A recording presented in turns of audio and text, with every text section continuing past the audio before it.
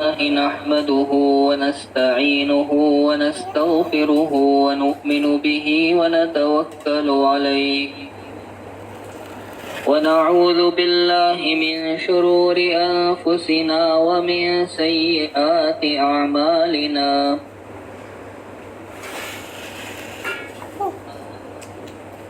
من يهده الله فلا مضل له ومن يضلله فلا هادي له ونشهد أن لا إله إلا الله وحده لا شريك له ونشهد أن سيدنا ونبينا ومولانا محمدا عبده ورسوله صلى الله تعالى عليه وعلى آله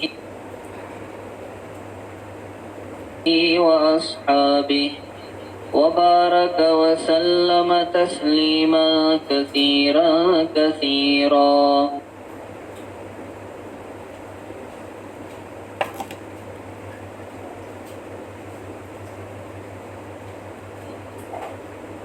أما بعد فأعوذ بالله من الشيطان الرجيم. بسم الله الرحمن الرحيم. يا أيها الذين آمنوا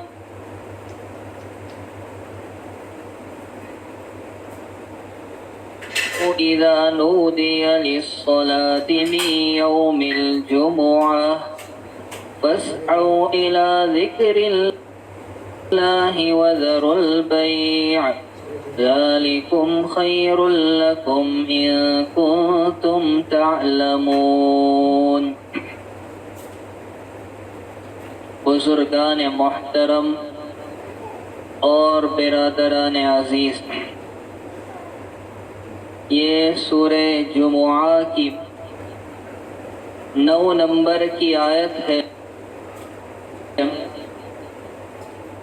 اس آیت پاک میں اللہ رب العالمین اہل ایمان سے مخاطب ہو کر فرماتے ہیں کہ جب جمعہ کے لیے اذان دی جائے تو تم خدا کو یاد کرنے کے لیے یعنی نماز کی ادائیگی کے لیے جلدی کرو.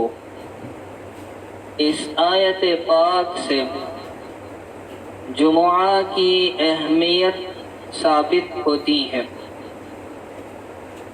اللہ تبارک و تعالی نے اپنی قدرت کاملہ سے اس کائنات کو عدم سے وجود بخشا اور اللہ نے اپنی قدرت سے بعض چیزوں کو بعض چیزوں پر فضیلت، فوقیت اور برتری عطا فرمائی. مثلا مہینوں میں رمضان المبارک کو اس نے فضیلت دی، تو اسی طرح دنوں میں جمعہ کے دن کو فضیلت اور فوقیت عطا فرمائی ہے. جمعہ ہفتے کا 7واں دن ہے. زمانہ جاہلیت میں اس کو عروبہ کہا جاتا تھا، جس کے معنی رحمت کے آتے ہیں، اور بعد میں اس کو جمعہ کا نام دیا گیا. یہاں ایک سوال یہ پیدا ہوتا ہے کہ کیا جمعہ اسلامی نام ہے یا یہ نام پہلے سے چلا آ رہا ہے؟ تو اس سلسلے میں 2 قول بیان کیے گئے ہیں. علامہ ابن حزم رحمۃ اللہ علیہ کا قول یہ ہے کہ جمعہ خالص اسلامی نام ہے، اور دیگر تمام علماء کرام کی رائے یہ ہے کہ یہ نام اسلام کے آنے سے پہلے بھی چلا آ رہا ہے، اور یہ بھی کہا گیا ہے کہ سب سے پہلے اس دن کا نام جمعہ نبی کریم صلی اللہ علیہ وسلم کے جد امجد کعب بن لوئی نے رکھا تھا. سوال یہ ہوتا ہے کہ اس دن کو جمعہ کیوں کہا گیا؟ جمعہ کے معنی جمع کرنے کے، جمع ہونے کے، اکٹھا ہونے کے آتے ہیں، تو اس دن کو جمعہ کے نام سے کیوں یاد کیا جاتا ہے؟ تو اس سلسلے میں علماء کرام نے بہت سی باتیں بیان فرمائی ہے۔ ایک وجہ یہ بیان کی گئی کہ اسی دن اللہ تبارک و تعالی نے حضرت آدم علیہ السلام کی تخلیق اور پیدائش کا سامان جمع فرمایا تھا۔ دوسری وجہ یہ ہے کہ جناب رسول اللہ صلی اللہ علیہ وسلم کے جد امجد کعب بن لؤی اس دن عربوں کو جمع کر کے حرم شریف میں نصیحتیں کیا کرتے تھے اور آخری نبی صلی اللہ علیہ وسلم کی تشریف آوری کی خبر سناتے تھے۔ تیسری وجہ یہ ہے کہ حضرت اسعد بن زرارہ رضی اللہ تعالی عنہ اس دن میں مدینہ منورہ میں حضور پاک صلی اللہ علیہ وسلم کے تشریف لانے سے پہلے مسلمانوں کو جمع کر کے نماز پڑھاتے تھے، اس لیے انصار مدینہ اس دن کو جمعہ کے نام سے یاد کرنے لگے۔ اور چوتھی وجہ یہ ہے کہ اس دن میں کمال خلائق یعنی ساری خوبیوں کو جمع کیا گیا ہے۔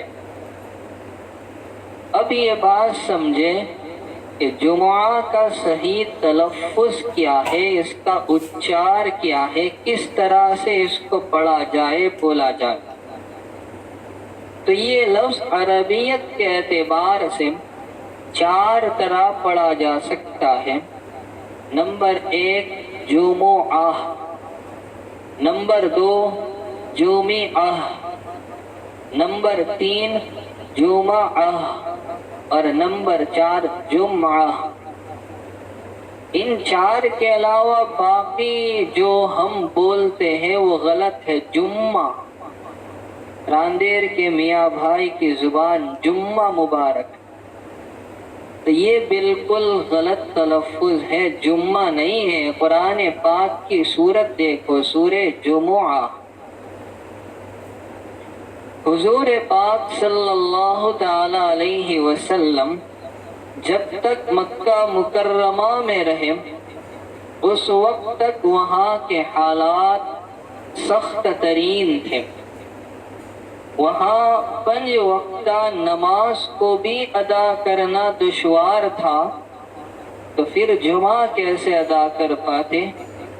جب آقا صلی اللہ علیہ وسلم ہجرت فرما کر مدینہ طیبہ تشریف لے گئے تو ایک روایت کے مطابق پیر، منگل اور بدھ، ان 3 دنوں میں آپ نے قباء میں قیام فرمایا۔ جمعرات کے دن مسجد قباء کی بنیاد رکھی اور جمعہ کے دن آپ مدینہ منورہ کے لیے روانہ ہوئے۔ ابھی آپ بنی سالم کے محلے میں تھے کہ جمعہ کا وقت ہو گیا، تو نبی کریم صلی اللہ علیہ وسلم نے وہاں ایک میدان میں جمعہ کی نماز ادا فرمائی، اور اب وہاں ایک مسجد بنا دی گئی ہے۔ اس مسجد کو مسجد جمعہ ہی کہا جاتا ہے اور مسجد بنی سالم بھی کہا جاتا ہے۔ سب سے پہلا جمعہ تو حضرت اسعد بن زرارہ رضی اللہ تعالی عنہ نے پڑھایا تھا، لیکن وہ جمعہ کا حکم آنے سے پہلے، اور جمعہ کا حکم آنے کے بعد سب سے پہلا جمعہ حضرت مصعب بن عمیر رضی اللہ تعالی عنہ نے پڑھایا۔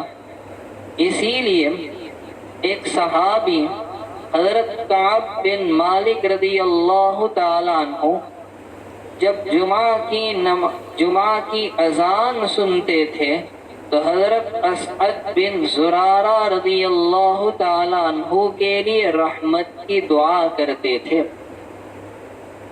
حدیث کی کتابوں میں جمعہ کے بڑے فضائل آئے ہیں، چند فضیلتیں میں آپ کے سامنے پیش کر دوں۔ نمبر 1، حضرت ابو ہریرہ رضی اللہ تعالی عنہ سے روایت ہے، رسول اللہ صلی اللہ علیہ وسلم نے ارشاد فرمایا کہ ان دنوں میں سب سے بہتر دن جن میں آفتاب طلوع ہوتا ہے وہ جمعہ کا دن ہے۔ اسی دن حضرت آدم علیہ السلام کو پیدا کیا گیا، اسی دن انہیں جنت میں داخل کیا گیا، اسی دن انہیں جنت سے نکالا گیا اور زمین پر اتارا گیا، اور قیامت بھی اسی دن قائم ہوگی۔ اس ایک روایت میں جمعہ کی 4 فضیلتیں اور خصوصیتیں ایک ساتھ بیان کر دی گئی۔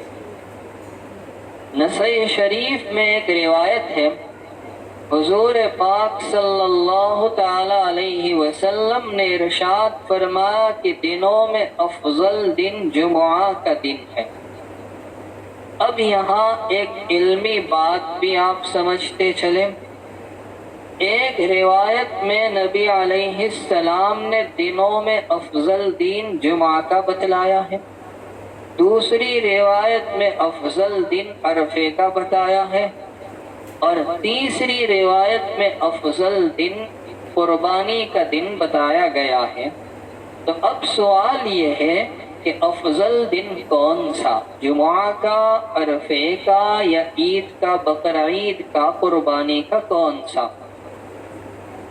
حافظ عراقی رحمت اللہ علیہ نے ان تمام روایتوں کو جمع کرنے کے بعد فیصلہ کیا ہے کہ ہفتے کے دنوں میں جمعہ کا دن سب سے افضل ہے، اور سال کے دنوں میں یا تو عرفے کا دن افضل یا قربانی کا دن افضل۔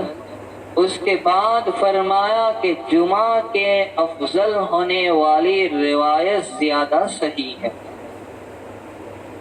اسی طرح ابن ماجہ شریف میں ایک روایت ہے کہ جمعہ کے دن کو تمام دنوں کا سردار کہا گیا ہے۔ ابن ماجہ شریف کی ایک اور روایت ہے کہ جمعہ کا دن اللہ تعالیٰ کے نزدیک عظمت کے اعتبار سے، مقام و مرتبے کے اعتبار سے عید الفطر اور عید الاضحیٰ سے بھی بڑھ کر ہے۔ ایک روایت میں ہے، حضور پاک صلی اللہ تعالی علیہ وسلم کے سامنے جمعہ کے دن کو پیش کیا گیا۔ اس کی صورت یہ بنی کہ حضرت جبرائیل علیہ السلام اپنے ہاتھ میں ایک سفید شیشے جیسی کوئی چیز لے کر حضور اقدس صلی اللہ علیہ وسلم کی خدمت میں آئے، اور اس کے درمیان میں کچھ نقطے جیسا تھا۔ اللہ کے نبی علیہ السلام نے فرمایا یہ کیا ہے؟ حضرت جبرائیل علیہ السلام نے کہا یہ جمعہ ہے جو آپ کو آپ کے رب نے پیش کیا تاکہ آپ کے لیے اور آپ کی قوم کے لیے یہ عید اور خوشی کا دن بن جائے۔ محققین علماء نے لکھا ہے کہ اللہ تبارک و تعالی نے اپنے بندوں کے لیے ہفتے کے تمام دنوں میں سے عبادت کے لیے کسی دن کے منتخب کرنے کا اختیار دیا۔ پچھلی امتوں کو بھی یہ اختیار دیا گیا تھا۔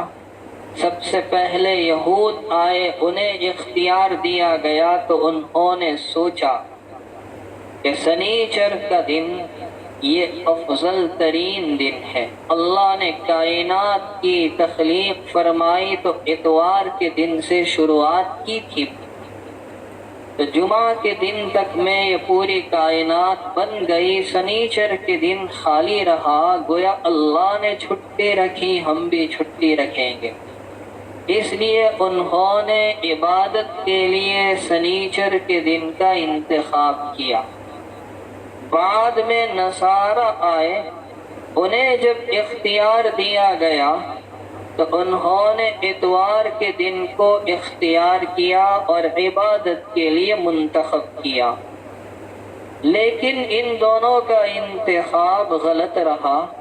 اخیر میں اس امت محمدیہ کو اختیار دیا گیا تو انہوں نے جمعہ کے دن کو اختیار کیا۔ بخاری شریف کی حدیث میں ہے، حضور پاک صلی اللہ تعالی علیہ وسلم ارشاد فرماتے ہیں کہ ہم دنیا میں آنے کے اعتبار سے تو سب سے پیچھے ہیں، لیکن قیامت کے دن سب سے پہلے ہوں گے۔ اور مسلم شریف کی روایت میں یہ بھی ہے کہ قیامت کے دن تمام مخلوقات میں سب سے پہلے فیصلہ ہماری امت کے بارے میں ہوگا۔ جمعہ کے دن ایک مقبول گھڑی ہوتی ہے۔ حضرت ابو ہریرہ رضی اللہ تعالیٰ عنہ کی روایت ہے، سرکار دو جہاں صلی اللہ تعالیٰ علیہ وسلم ارشاد فرماتے کہ جمعہ کے دن ایک ساعت، ایک گھڑی آتی ہے جس میں اگر کوئی مومن بندہ اس گھڑی کو پائے اور اللہ سے دعا کرے اور بھلائی کا سوال کرے تو اللہ تبارک و تعالی اس کو بھلائی عطا فرما دیتے ہیں، یعنی اس گھڑی میں اس کی مانگی ہوئی چیز دے دی جاتی ہے، اس کی مراد پوری کر لی جاتی ہے۔ لیکن سب سے بڑا سوال یہ ہے کہ یہ مقبول گھڑی ہوتی کب ہے؟ شریعت کا مزاج ہے کہ ایسی چیزوں کو پوشیدہ رکھ دیا، جیسے شب قدر کب ہوتی ہے۔ اگر یقین کے ساتھ بتا دیا جائے کہ فلاں رات شب قدر ہوا کرتی ہے تو لوگ ایک ہی رات کی قدر کریں گے، باقی کو غفلت میں گزار دیں گے، اس لیے اس کی تعیین اٹھا لی گئی۔ اسی طرح جمعہ کے دن جو مقبول گھڑی ہوتی ہے، اگر بتا دیا جائے کہ یہ ساعت، یہ گھڑی فلاں وقت ہوا کرتی ہے تو لوگ اسی میں عبادت کا، دعاؤں کا اہتمام کریں گے اور باقی کو لا یعنی میں گزار دیں گے۔ اس لیے یہ گھڑی کب ہے، کون سا وقت ہے؟ علامہ سید محمد یوسف صاحب بنوری رحمۃ اللہ علیہ نے اپنی کتاب میں اس سلسلے میں 45 اقوال بیان کیے۔ اس سے اندازہ لگائے کہ یہ گھڑی کب ہوتی ہے۔ میں چند قول آپ کے سامنے پیش کروں گا۔ نمبر 1، حضرت ابو ہریرہ رضی اللہ تعالی عنہ کی روایت سے تائید ہوتی ہے کہ جمعہ کے دن کی یہ مقبول گھڑی صبح صادق سے لے کر طلوع آفتاب تک ہوتی ہے۔ نمبر 2، حضرت حسن بصری رحمت اللہ علیہ کی رائے یہ ہے کہ یہ مقبول گھڑی جمعہ کے دن زوال کے وقت ہوتی ہے۔ نمبر 3، حضرت عائشہ صدیقہ رضی اللہ تعالی عنہا کی روایت ہے کہ یہ مقبول گھڑی جمعہ کے دن مؤذن کے اذان دینے کے وقت ہوتی ہے۔ نمبر 4، حضرت حسن بصری رحمت اللہ علیہ کی ایک اور روایت ہے کہ یہ مقبول گھڑی امام کے منبر پر خطبہ دینے کے لیے بیٹھنے کے وقت سے خطبے سے فارغ ہونے تک ہوا کرتی ہے۔ نمبر 5، حضرت ابو ہریرہ رضی اللہ تعالیٰ عنہ کی دوسری روایت ہے کہ یہ مقبول گھڑی جمعہ کی نماز کے وقت ہوتی ہے۔ نمبر 6، حضرت ابو سوار العدوی رحمۃ اللہ علیہ کی رائے یہ ہے کہ یہ مقبول گھڑی جمعہ کے دن زوال سے لے کر نماز سے فراغت کے وقت تک رہتی۔ نمبر 7، حضرت ابو ہریرہ رضی اللہ تعالیٰ عنہ کی تیسری روایت، اسی طرح حضرت عبداللہ بن سلام رضی اللہ تعالیٰ عنہ اور حضرت عطا بن ابی رباح رحمۃ اللہ علیہ، ان سب کی رائے یہ ہے کہ یہ مقبول گھڑی جمعہ کے دن عصر سے لے کر غروب تک ہوتی ہے۔ اب آخری دو باتیں اس میں یاد رکھیں۔ حضرت امام شافعی رحمۃ اللہ علیہ نے جس قول کو پسند کیا وہ یہ کہ یہ مقبول گھڑی جمعہ کے دن دونوں خطبوں کے درمیان ہوا کرتی ہے، اور حضرت امام ابو حنیفہ رحمۃ اللہ علیہ، امام احمد بن حنبل رحمۃ اللہ علیہ اور اکثر علماء کرام کی رائے یہ ہے کہ یہ مقبول گھڑی جمعہ کے دن آخری وقت میں غروب آفتاب سے کچھ دیر پہلے ہوا کرتی ہے۔ اس لیے ہمیں ان دونوں اوقات میں زیادہ اہتمام کرنا چاہیے، لیکن ایک بات کا خیال رکھیں کہ دو خطبوں کے درمیان دعا کرنا ہے تو ہاتھ اٹھا کر نہیں بلکہ بغیر ہاتھ اٹھائے دل میں۔ حضرت کعب احبار جو یہود کے بڑے عالم تھے، بعد میں ایمان لائے ہیں، ایک مرتبہ حضرت ابو ہریرہ رضی اللہ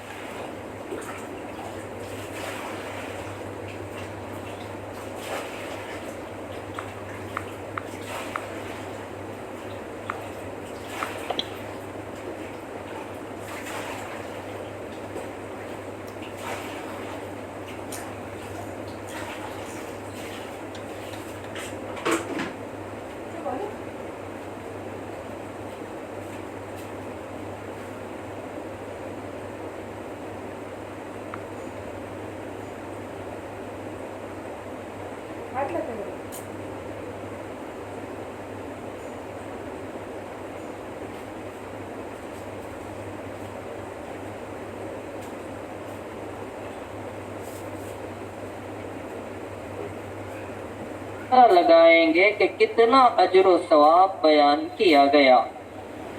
بخاری شریف میں حضرت سلمان فارسی رضی اللہ تعالیٰ عنہ کی روایت ہے، حضور اقدس صلی اللہ علیہ وسلم نے ارشاد فرمایا، جو آدمی جمعہ کے دن غسل کرے، خوب اچھی طرح پاکی حاصل کرے، تیل استعمال کرے اور گھر میں جو خوشبو میسر ہو اسے لگائے، پھر نماز جمعہ کے لیے نکلے، مسجد پہنچ کر آدمیوں کے درمیان نہ گھسے اور جتنی ہو سکے نفل پڑھے، اور جب امام خطبہ شروع کرے تو خاموشی کے ساتھ سنتا رہے، تو اس جمعہ سے لے کر اگلے جمعہ تک کے سارے گناہ اس کے معاف کر دیے جاتے ہیں۔ اب کون سا مشکل کام ہے؟ مسلم شریف میں ایک روایت ہے، آقا صلی اللہ علیہ وسلم نے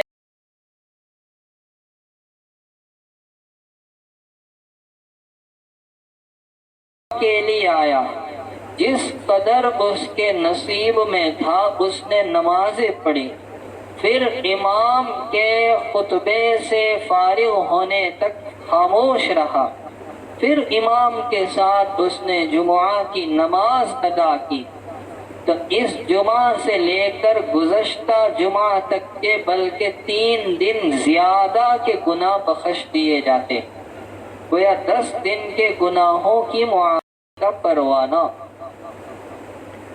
حضرت ابو امامہ رضی اللہ تعالیٰ عنہ روایت نقل کرتے ہیں، آقا علیہ الصلاۃ والسلام فرماتے ہیں جمعہ کے دن غسل کرنا گناہوں کو بالوں کی جڑوں سے اچھی طرح کھینچ لیتا ہے۔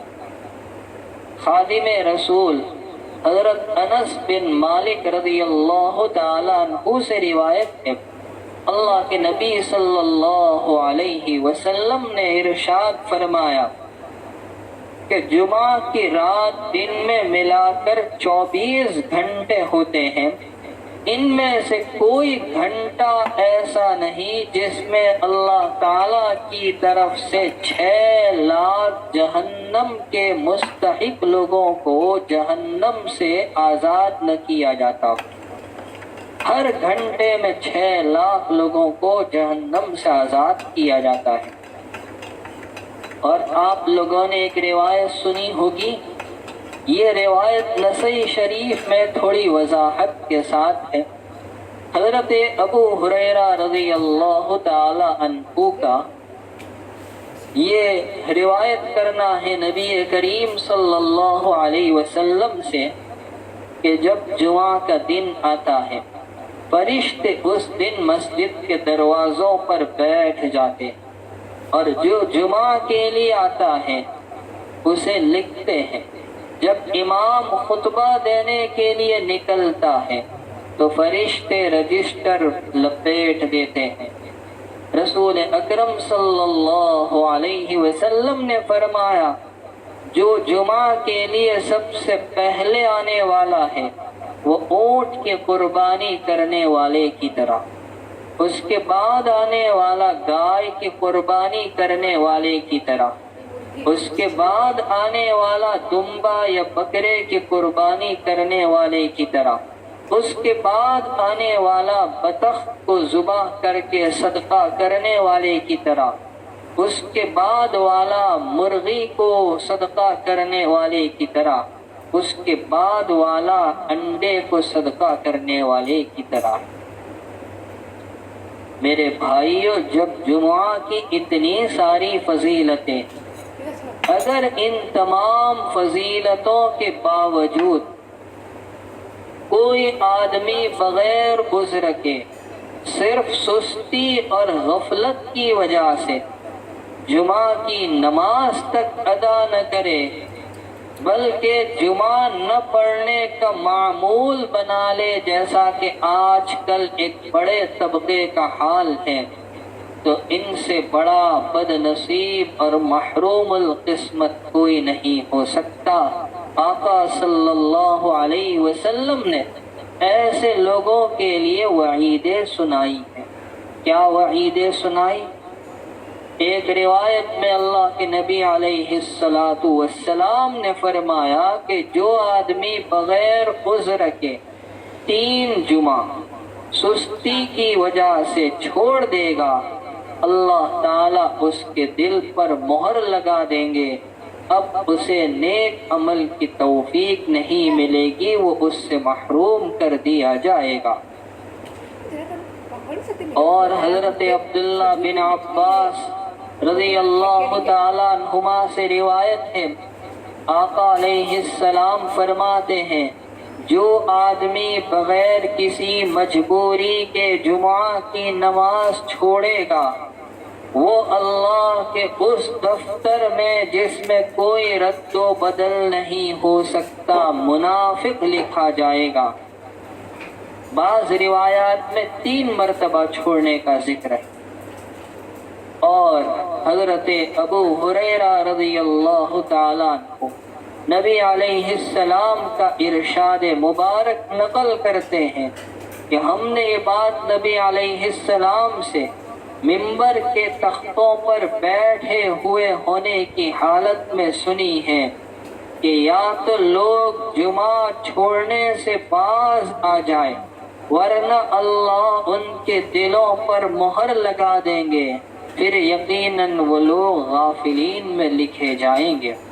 ایک روایت میں آقا نے دھمکی دی، فرمایا جو لوگ بلا عذر جمعہ میں شرکت نہیں کرتے، پیچھے رہ جاتے ہیں، میرا دل چاہتا ہے کہ کسی اور کو جمعہ پڑھانے کا حکم دو، اور جو لوگ جمعہ سے پیچھے رہ جاتے ہیں میں جاؤں ان کو ان کے گھروں کے ساتھ آگ لگا کر جلا دوں۔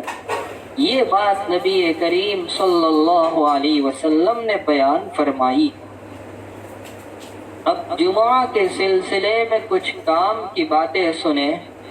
حجت الاسلام حضرت امام غزالی رحمۃ اللہ علیہ نے اپنی مشہور کتاب احیاء العلوم میں جمعہ کے کچھ فطری آداب بیان کیے ہیں اور کچھ مخصوص آداب بیان کیے۔ میں پہلے آپ کی خدمت میں جمعہ کے فطری آداب بیان کروں جو فطرت اور طبیعت سے وابستہ ہیں، اور پھر جمعہ کے مخصوص آداب پیش کروں گا۔ تو جمعہ کے فطری آداب کون سے؟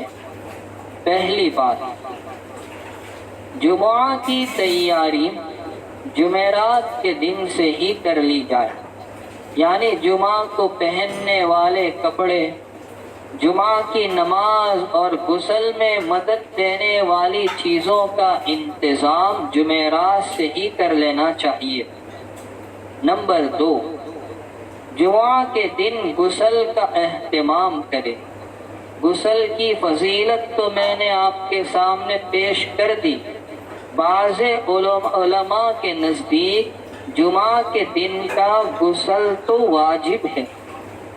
مدینہ منورہ کے لوگ جب ایک دوسرے کو برا کہتے تھے تو برائی میں اس شخص کے ساتھ تشبیہ دیتے تھے جو جمعہ کے دن نہ نہائے، اور کہتے تھے کہ یہ آدمی تو جمعہ کے دن نہ نہانے والوں سے بھی برا ہے۔ اندازہ لگاؤ کہ ان کے یہاں یہ کتنی بری بات سمجھی جاتی تھی۔ بخاری شریف میں واقعہ ملتا ہے، امیر المؤمنین حضرت عمر فاروق رضی اللہ تعالی عنہ ایک مرتبہ جمعہ کا خطبہ دے رہے تھے۔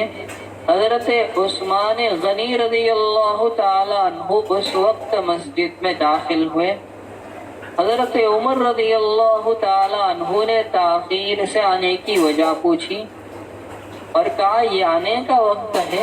انہوں نے کہا میں نے جمعہ کی آواز سنی، یعنی اذان سنی، اور وضو کیا، وضو کرتے ہی چلا آیا، یعنی مجھے اتفاقاً دیر ہو گئی، جان بوجھ کر میں نے دیر نہیں کی۔ حضرت عمر رضی اللہ تعالیٰ عنہ نے فرمایا ایک تو تم تاخیر سے آئے اور اوپر سے وضو کر کے چلے آئے، تمہیں پتہ نہیں رسول اللہ صلی اللہ علیہ وسلم ہمیں جمعہ کے دن غسل کا حکم فرمایا کرتے تھے۔ تیسری بات، تیسرا ادب، جمعہ کے دن زینت اختیار کرنا بھی مستحب ہے۔ زینت کا تعلق صفائی ستھرائی سے ہے، چاہے بدن کی صفائی ستھرائی ہو چاہے لباس کی۔ رسول پاک صلی اللہ علیہ وسلم جمعہ کے دن نماز کے لیے تشریف لے جانے سے پہلے اپنے ناخن اور اپنی مونچھیں تراشتے تھے۔ اسی طرح زیر ناف بال کی صفائی کر لی جائے تو یہ بھی پسندیدہ ہے۔ ملا علی قاری رحمۃ اللہ علیہ نے زیر ناف بالوں کی صفائی کے 3 درجے بیان کیے ہیں۔ اعلیٰ درجہ یہ ہے کہ ہر ہفتے صفائی کی جائے، درمیانی درجہ ہے 15 دن میں صفائی کی جائے، اور ادنا درجہ یہ ہے 40 روز میں صفائی کی جائے، اس پر زیادتی کرنے والا گناہ کا مستحق ہوگا۔ اسی طرح لباس میں بھی زینت اختیار کی جائے کہ لباس مسنون ہو، عمدہ ہو، اور خوشبو لگائی جائے، عمامہ بھی پہنا جائے۔ نمبر 4، جمعہ کی نماز کے لیے مسجد میں جلدی جائے۔ ابھی میں نے آپ کے سامنے حدیث پیش کی کہ پہلی ساتھ میں آنے والا فلاں کی قربانی کرنے والے کی طرح، دوسری میں آنے والا وہ گائے کی قربانی کرنے والے کی طرح. تو اس طرح سے نبی کریم صلی اللہ علیہ وسلم نے جمعہ کے دن اول ساعت میں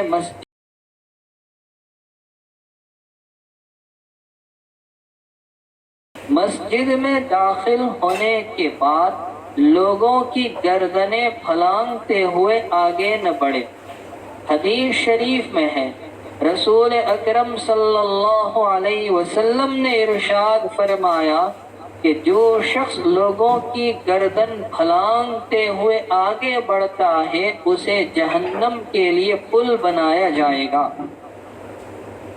ایک صاحب جمعہ کے دن مسجد آئے، رسول پاک صلی اللہ علیہ وسلم خطبہ دے رہے تھے اور لوگوں کی گردنیں پھلانگتے ہوئے آگے بڑھے، اگلی صفوں میں بیٹھ گئے.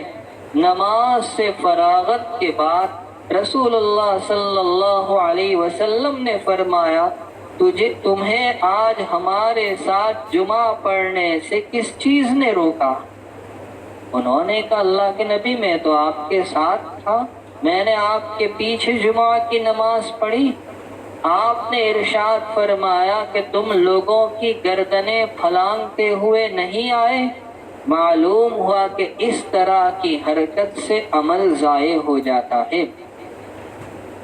چھٹا ادب، مسجد میں داخل ہونے کے بعد ایسی جگہ بیٹھے جہاں گزرنے والوں کو پریشانی نہ ہو، اور ایسی جگہ نماز پڑھے کہ لوگوں کو آگے سے گزرنے کا موقع نہ ملے، اس لیے کہ نمازی کے سامنے گزرنے کی ممانعت بہت سی حدیثوں میں آئی ہے. ساتواں ادب، صف اول میں نماز پڑھنے کی کوشش کرے، لیکن اس کے لیے شرط ہے لوگوں کی گردنیں پھلانگتے ہوئے آگے نہ بڑھے.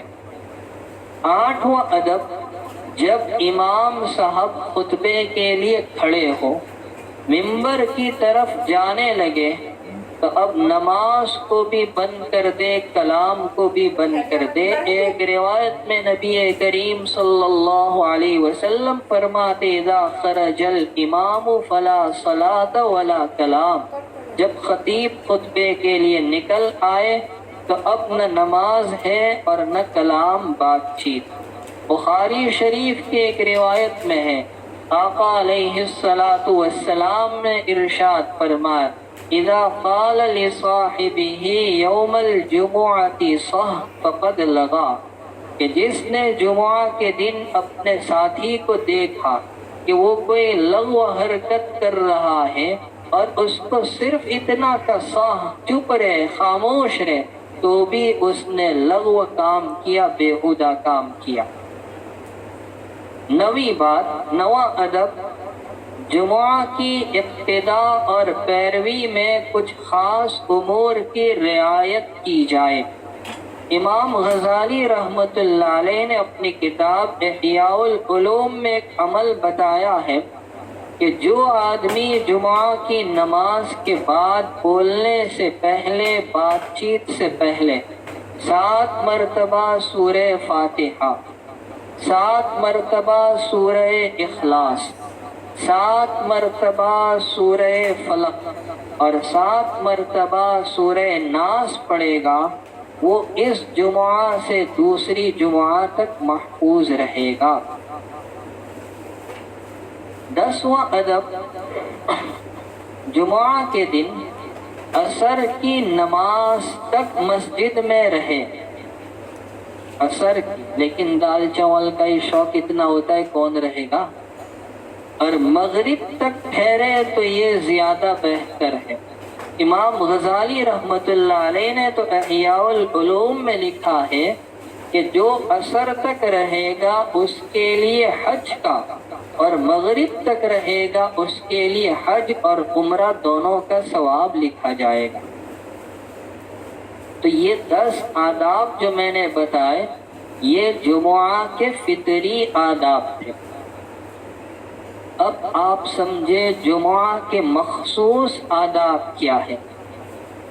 نمبر 1، جمعہ کے دن صبح میں یا جمعہ کی نماز کے بعد یا عصر کی نماز کے بعد علم کی مجلس میں شرکت کرے۔ علم کی مجلس سے مراد دینی مجلس ہے۔ نمبر 2، جمعہ کی مقبول ساعت پر، مقبول گھڑی پر اچھی طرح نظر رکھے، کہیں ایسا نہ ہو کہ وہ مقبول ساعت، وہ مقبول گھڑی غفلتوں میں گزر جائے، لایعنی میں ہم اسے گزار دیں۔ نمبر 3، جمعہ کے دن حضور اقدس صلی اللہ علیہ وسلم پر درود شریف کی کثرت کا اہتمام فرمائے۔ حدیث شریف میں جمعہ کے دن اور جمعہ کی رات میں درود شریف کی بڑی فضیلتیں آئی ہیں۔ حضرت ابو الدرداء رضی اللہ تعالیٰ عنہ سے روایت ہے، وہ کہتے ہیں کہ سرکار دو عالم صلی اللہ تعالیٰ علیہ وسلم نے ارشاد فرمایا کہ جمعہ کے دن مجھ پر کثرت سے درود بھیجو، اس لیے کہ جمعہ کا دن مشہود ہے، یعنی حاضر کیا گیا ہے۔ اس دن فرشتے حاضر ہوتے ہیں، اور جو آدمی مجھ پر درود بھیجتا ہے اس کا درود میرے سامنے پیش کیا جاتا ہے یہاں تک کہ وہ اس سے فارغ ہوتا ہے۔ حضرت ابو الدرداء رضی اللہ تعالی عنہ وہ کہتے ہیں کہ میں نے یہ بات سن کر رسول اکرم صلی اللہ علیہ وسلم سے عرض کیا کہ مرنے کے بعد بھی درود آپ کے سامنے پیش کیا جائے گا؟ حضور پاک صلی اللہ علیہ وسلم نے ارشاد فرمایا، ہاں، اللہ تبارک و تعالی نے زمین پر انبیاء کرام علیہم الصلاۃ والسلام کے جسموں کو حرام کر دیا ہے، یعنی زمین انبیاء کرام علیہم الصلاۃ والسلام کے جسموں کو کھا نہیں سکتی۔ چنانچہ اللہ کے نبی علیہ السلام آج بھی اپنی قبر مبارک میں حیات ہے، زندہ ہے، رزق دیے جاتے۔ تو اس دن اور اس رات میں درود پاک کی کثرت کا اہتمام ہو۔ حضرت شیخ مولانا محمد زکریا صاحب رحمۃ اللہ علیہ نے فضائل درود میں لکھا ہے کہ حضرت مولانا فیض الحسن صاحب سہارنپوری رحمۃ اللہ علیہ کے داماد نے مجھ سے بیان کیا کہ جس مکان میں مولانا فیض الحسن صاحب رہتے تھے، جب ان کا انتقال ہوا تو 1 مہینے تک وہاں عطر کی خوشبو آتی رہی۔ یہ واقعہ حضرت مولانا قاسم صاحب نانوتوی رحمت اللہ علیہ کو بیان کیا گیا تو انہوں نے فرمایا کہ یہ درود شریف کی برکت ہے۔ مولانا فیض الحسن صاحب رحمت اللہ علیہ کا معمول تھا کہ جمعہ کی رات میں بیدار رہ کر اس مکان میں جس میں وہ رہتے تھے، جس میں انتقال فرمایا، رسول اللہ صلی اللہ علیہ وسلم پر درود پاک پڑھنے کا اہتمام فرماتے تھے۔ نمبر 4، جمعہ کے دن کلام اللہ شریف کی تلاوت کا اہتمام کیا جائے، خصوصاً سورہ کہف کی تلاوت ضرور کریں، اس لیے کہ متعدد روایات میں جمعہ کے دن سورہ کہف کی تلاوت کی فضیلت آئی ہے۔ ایک حدیث میں سرکار دو جہاں صلی اللہ علیہ وسلم نے ارشاد فرمایا کہ جو آدمی جمعہ کے دن سورہ کہف کی تلاوت کرے گا اس کے لیے دونوں جمعہ کے درمیان نور ہی نور کر دیا جائے گا۔ اور ایک دوسری حدیث میں رسول پاک صلی اللہ علیہ وسلم نے ارشاد فرمایا کہ جو شخص جمعہ کے دن سورہ کہف کی تلاوت کرے گا وہ 8 دن تک فتنوں سے محفوظ رہے گا، یہاں تک کہ اگر ان دنوں میں دجال بھی نکل آئے تو اس کے بھی فتنے سے محفوظ رہے گا۔ اور ایک دوسری روایت میں جمعہ کے دن سورہ ہود کی تلاوت کا بھی ذکر آیا ہے، اور تیسری روایت میں جمعہ کے دن سورہ آل عمران کی تلاوت کا بھی ذکر ہے کہ جس نے جمعہ کے دن سورہ آل عمران کی تلاوت کی، اللہ تعالی اور اس کے فرشتے سورج غروب ہونے تک اس پر رحمتیں نازل کرتے۔ لیکن اکثر روایتوں میں سورہ کہف ہی کا ذکر ہے، اس لیے بندہ یہ کہتا ہے کہ دیکھیے اکثر روایتوں میں سورہ کہف کا ذکر ہے، بعض میں سورہ ہود اور آل عمران کا ہے۔ زندگی میں کبھی کبھار اس سنت پر بھی عمل کر لیا جائے تاکہ ایک ادا رسول اللہ صلی اللہ علیہ وسلم کی ہم سے ادا ہو جائے۔ پانچویں بات، پانچواں ادب، جمعہ کے دن صلاۃ التسبیح پڑھی جائے۔ حضور اقدس صلی اللہ علیہ وسلم نے بڑے اہتمام کے ساتھ اپنے چچا حضرت عباس رضی اللہ تعالیٰ عنہ کو سکھائی تھی اور فرمایا کہ یہ نماز تم ہر جمعہ کو پڑھو۔ چنانچہ انہوں نے اس کا ایسا معمول بنایا تھا کہ کبھی ناغہ نہیں کیا۔ چھٹا ادب، جمعہ کے دن صدقے کا اہتمام کیا جائے۔ ایک حدیث میں ہے کہ جمعہ کے دن کے صدقے کا دگنا اجر و ثواب ملتا ہے۔ اور ساتواں ادب ہے، جمعہ کے دن کو آخرت کے کاموں کے لیے خاص کر دے۔ ہفتے کے 6 دن تو ہم نے دنیا کے لیے خاص کیے ہیں، ایک دن اللہ کے لیے، آخرت کے لیے، دین کے لیے خاص کرے۔ جتنا ہو نیک کام کرے اور مغرب سے پہلے دعاؤں کا اہتمام کرے۔ ہمارا حال یہ ہے کہ جمعہ کو لے کر بہت سی کوتاہیاں ہم میں پائی جاتی۔ کون کون سی کوتاہیاں ہیں، ذرا ایک نظر ڈالے اس پر۔ پہلی کوتاہی یہ ہے کہ ہم میں سے ایک بڑا طبقہ وہ جمعہ کی نماز بھی ادا نہیں کرتا۔ یہ گناہ کبیرہ ہے، یہ جمعہ کی بڑی ناقدری ہے۔ ایک عام فرض نماز چھوڑنے پر رسول اللہ صلی اللہ علیہ وسلم نے ایمان سے نکلنے کی اور کفر کے قریب ہونے کی وعید سنائی ہے، تو جمعہ جیسی عظیم الشان فرض نماز کو چھوڑنے کا انجام کیا ہوگا وہ آپ خود سوچے، اندازہ لگائیں۔ دوسری کوتاہی یہ ہے کہ ہم میں سے ایک بڑے طبقے کا حال یہ ہے کہ وہ جمعہ کے دن کی شروعات ہی گناہ سے کرتے ہیں۔ آپ سوچیں گے کیسے؟ فجر کی نماز ہو گئی، بستر کی نظر، یہ گناہ کبیرہ۔ پتہ چلا کہ ہماری شروعات اس مبارک دن میں ہوئی گناہ سے۔ تیسری کوتاہی، ہم میں سے ایک طبقہ ایسا بھی ہے کہ جو جمعہ کے دن بغیر غسل کے ہی مسجد میں چلا آتا ہے، حالانکہ میں نے ابھی آپ کے سامنے جمعہ کے دن کے غسل کی فضیلت سنائی۔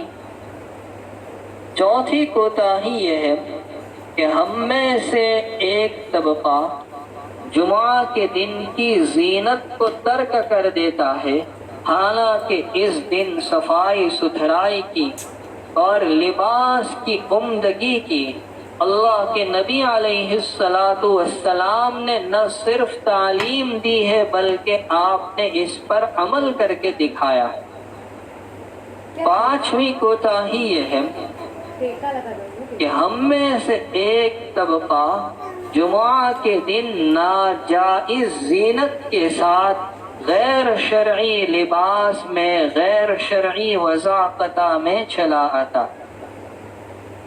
چھٹی کوتاہی یہ ہے کہ ہم میں سے ایک طبقہ جمعہ کے دن بالکل آخری وقت میں مسجد میں آتا ہے، جبکہ فرشتے بھی رجسٹر لپیٹ کر بیٹھ جاتے ہیں، اب ان کا نام جمعہ پڑھنے والوں میں لکھا ہی نہیں جاتا۔ ساتویں کوتاہی یہ ہے کہ ہم میں سے ایک طبقہ جمعہ کے خطبے کو سنتا ہی نہیں، بلکہ خطبے کے دوران فضول بات چیت میں مشغول رہتا ہے، حالانکہ جمعہ کے خطبے کی بڑی اہمیت ہے۔ ابتدائے اسلام میں جب جمعہ کی فرضیت کا حکم آیا تو نماز پہلے تھی، خطبہ بعد میں تھا، جیسا کہ عید میں ہوتا ہے۔ چنانچہ ایک مرتبہ نبی اکرم صلی اللہ تعالی علیہ وسلم نے جمعہ کی نماز پڑھائی اور خطبہ دے رہے تھے تو اچانک ایک قافلہ ملک شام سے تجارتی سامان کو، غلے کو لے کر مدینہ منورہ پہنچا۔ یہ وہ دور تھا کہ جب مدینہ منورہ میں غلے کی کمی تھی۔ صحابہ کرام نے سوچا کہ ہم نے نماز تو پڑھ لی ہے اور ہمارے گھروں میں غلہ نہیں، تو کہیں سامان ختم نہ ہو جائے۔ یہ خیال کر کے جمعہ کا خطبہ چھوڑ کر خرید و فروخت کے لیے چلے گئے اور نبی کریم صلی اللہ علیہ وسلم کے سامنے مسجد میں صرف 12 صحابہ رہ گئے۔ تو اس موقع پر یہ آیت نازل ہوئی جو اس سورت کی آخری آیت ہے، وَإِذَا رَأَوْا تِجَارَةً أَوْ لَهْوًا انفَضُّوا إِلَيْهَا وَتَرَكُوكَ قَائِمًا، کہ یہ لوگ جب تجارت کو یا تماشے کو دیکھتے ہیں تو اس جانب بھاگتے ہیں اور آپ کو کھڑا چھوڑ کر چلے جاتے ہیں۔ اس لیے ہمیں چاہیے کہ خطبے کو دھیان سے، پوری توجہ سے سنیں۔ آٹھویں کوتاہی یہ ہے کہ ہم میں سے ایک بڑا نہیں بلکہ بہت بڑا طبقہ جمعہ کی اذان کے بعد بھی کاروبار کو جاری رکھتا ہے، خرید و فروخت میں مشغول رہتا ہے۔ اللہ تو اپنے کلام میں ارشاد فرماتے ہیں، یا ایھا الذین آمنوا اذا نودی للصلاۃ من یوم الجمعہ فاسعوا الی ذکر اللہ وذروا البیع، کہ جب تمہیں جمعہ کے لیے بلایا جائے تو اللہ کے ذکر کی جانب چلو، کاروبار کو چھوڑ دو۔ علماء کرام نے لکھا ہے کہ جمعہ کی پہلی اذان کے بعد خرید و فروخت کرنا مکروہ ہے۔ نویں کوتاہی یہ ہے کہ ہم میں سے ایک طبقہ جمعہ کے دن بھی گناہوں سے باز نہیں آتا، حالانکہ جمعہ کا دن عظمت والا، برکت والا دن ہے۔ اس دن کی عظمت اور برکت کا تقاضا تو یہ تھا کہ ہم اللہ رب العزت کی زیادہ سے زیادہ عبادت کرتے، اطاعت کرتے، منکرات سے، فواحش اور بے حیائی سے بچتے، لیکن ہم لوگوں نے تو گناہوں کی کثرت کے ذریعے اس دن کی عظمت و تقدس کو پامال کر دیا۔ اور 10ویں کوتاہی یہ ہے کہ ہم میں سے ایک بڑا طبقہ ایسا بھی ملے گا جو جمعہ پڑھ لیتا ہے لیکن سنتوں کو چھوڑ دیتا ہے، نہ جمعہ سے پہلے کی سنت نہ جمعہ کے بعد کی سنت۔ میرے بھائیوں، جمعہ کے دن کی بڑی خصوصیتیں ہیں۔ حافظ ابن القیم رحمۃ اللہ علیہ نے اپنی کتاب زاد المعاد میں 33 خصوصیتیں بیان کی ہیں، اور علامہ جلال الدین سیوطی رحمۃ اللہ علیہ نے مستقل کتاب لکھی ہے اللمعہ فی خصائص الجمعہ، جس میں انہوں نے جمعہ کی 100 خصوصیتیں اور احکام بتلائے ہیں۔ میں چند باتیں اس میں سے آپ کو پیش کر دوں۔ پہلی بات، جمعہ کے دن جمع ہونا، اکٹھا ہونا عرفے کے دن کے بعد سب سے زیادہ اہم ہے۔ نمبر 2، جمعہ کے دن مسواک کا اہتمام کرنا اور دنوں میں مسواک کرنے کے مقابلے میں زیادہ بہتر ہے۔ نمبر 3، جمعہ کے لیے جلدی مسجد جانا بہتر ہے۔